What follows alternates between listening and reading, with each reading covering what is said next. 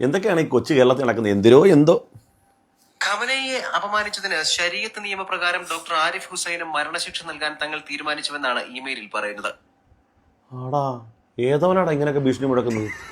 സെപ്റ്റി tank പൊളിച്ചിട്ട് ജയിലിൽ പോകാൻ പോണം നീയൊക്കെ. എന്നിട്ട് തങ്ങളുടെ സൈബർ സംഘം ഡോക്ടർ ആരിഫ് ഹുസൈൻ താമസിക്കുന്ന കൃത്യമായ സ്ഥലം കണ്ടെത്തിയിട്ടുണ്ട്. കൃത്യനിർവഹണത്തിനായി ലക്നൌവിൽ നിന്നും ഹൈദരാബാദിൽ നിന്നും തങ്ങളുടെ സേന കേരളത്തിൽ എത്തിയിട്ടുണ്ട്. അങ്ങേയറ്റം പീഡിപ്പിച്ച് മൃഗീയമായി ആരിഫ് ഹുസൈന്. എന്നിട്ട് കേന്ദ്ര ഏജൻസിക്ക് റിപ്പോർട്ടൊന്നും കൊടുത്തില്ലേ? ഈ ഫേസ്ബുക്ക് പേജിൽ ഇങ്ങനെ വന്നെങ്കിൽ അവർ സമഗ്രമായി അന്വേഷിച്ച് പ്രതികളെ കണ്ടെത്തുമല്ലോ. എന്താ കേസ് കൊടുക്കായിരുന്നു? ഒരു അന്വേഷണ റിപ്പോർട്ടും പുറത്തൊന്നുമില്ല. എന്തായിരിക്കും? തലവെട്ടി പൊതുസ്ഥലത്ത് പ്രദർശിപ്പിക്കുമെന്നും സന്ദേശത്തിൽ പറയുന്നു. എന്റെ പൊന്നാറ കറള, ഇത് വടക്കേ ഇന്ത്യയിലുള്ള ഏതെങ്കിലും ബാർബർ ഷോപ്പുകാരൻ കസ്റ്റമറെ കിട്ടാത്തതുകൊണ്ട് പറഞ്ഞായിരിക്കും. തല വിട്ടു എന്ന് പറഞ്ഞാൽ മുടി വിട്ടു എന്ന് എൻ്റെ അർത്ഥം. നിന്റെ തലയൊക്കെ ആര് വെട്ടാനാണ്? ആർക്കാണത് കൊണ്ട് ഗുണം? പല്ല് തേക്കുന്ന ബ്രഷ് പോലെ ഇട്ട് വെച്ചാൽ പോലും ഗുണപ്പെടത്തില്ല. അങ്ങനത്തെ ഈ തല ആര് വെട്ടാനാ? അങ്ങനെ ആരെങ്കിലും നിന്റെ തല വെട്ടിയല്ല അവരെയൊന്നും ഞാൻ വെച്ചേക്കത്തില്ല.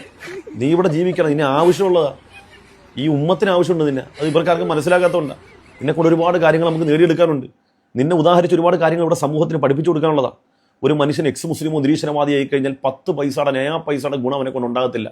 സമൂഹത്തിൽ വിവരക്കേടും വിദ്വേഷം പ്രചരിപ്പിച്ച് അതിൻ്റെ പണം കൊണ്ട് ഞം അടിക്കുക എന്ന് തന്നെ അപ്പുറത്തേക്ക് മനുഷ്യനിക്ക് ഒരു വള്ളി ട്രൗസറിൻ്റെ അലാസ്റ്റിക്കിൻ്റെ പോലും ഗുണമില്ല എന്ന് സമൂഹത്തിൽ ഈ ഉദാഹരണ സഹിതം കാണിക്കണം. അതുകൊണ്ട് നീ ഇവിടെ ജീവിച്ചിരിക്കണം. എന്നിട്ട് എന്താ സംഭവിച്ചത് എൻ്റെ പൊന്നുമോന്?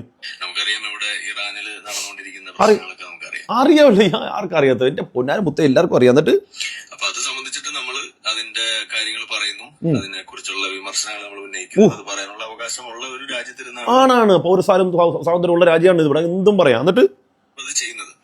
അപ്പൊ അത് ചെയ്തതിന്റെ ഭാഗമായിട്ട് നമ്മൾ ഉന്നയിച്ച വാദങ്ങൾ, അതിന്റെ മറുപടികളൊന്നും എങ്ങനെ മറുപടി പറയും? മുസ്ലിമീങ്ങൾ ആര് നിന്റെ മുമ്പിൽ മറുപടി പറയും? കാരണം അവരൊക്കെ ആൽബർട്ട് ഐൻസ്റ്റീനുമായിട്ടാണ് മുട്ടുന്നത്, സ്റ്റീഫൻ ഹോക്കിങ്ങുമായിട്ടാണ് മുട്ടുന്നത്. ആരെങ്കിലും മറുപടി പറയുമോ നിന്നോട്?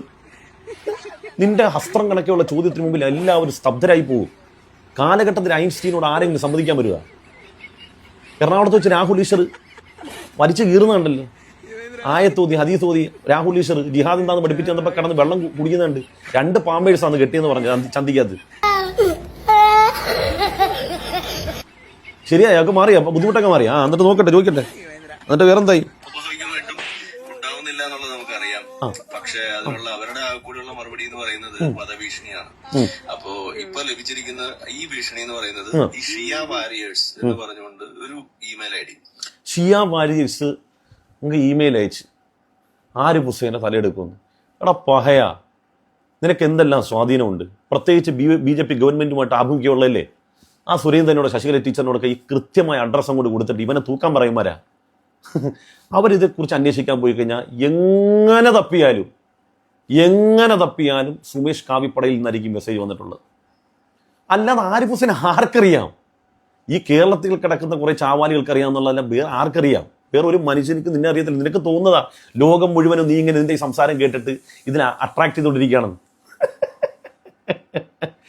ആരിഫ് ഹുസൈനെ ഞാനും നീയൊക്കെ ആയിട്ട് നടക്കുന്ന ഈ ചർച്ചകൾ കാണുന്ന എത്രയോ മനുഷ്യര്, ഞാൻ തന്നെ എടുത്ത് പരസ്യമായിട്ട് പ്രദർശിപ്പിച്ചിട്ടില്ലേ?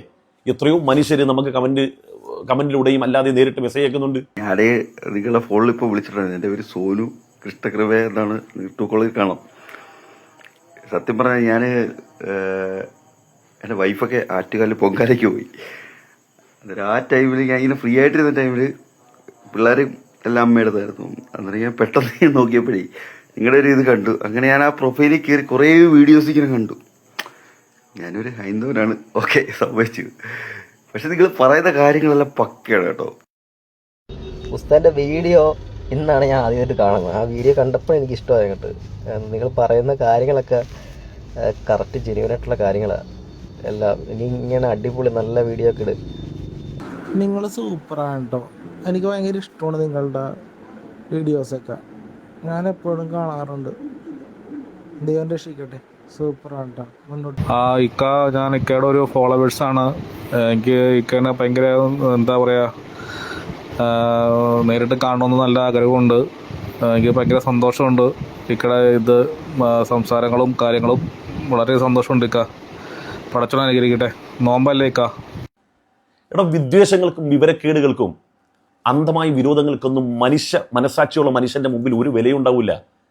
മനുഷ്യർ ഏറ്റവും കൂടുതൽ ആഗ്രഹിക്കുന്നത്, ദാഹിക്കുന്നതെന്ന് പറഞ്ഞ നന്മകൾക്കാണ്. നന്മ പറയുന്നിടത്താണ്.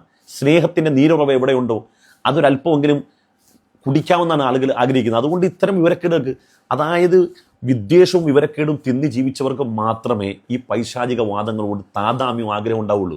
അല്ലാത്തൊരു മനുഷ്യർക്ക് ഇതൊന്നും താല്പര്യം ഉണ്ടാകത്തില്ല. എന്നെ ആരാണ്ട് ഭജഭീഷണി പഴിച്ച് തലയെടുക്കാൻ പോകണമെന്ന് വല്ല ബാർബറും ആയിരിക്കും.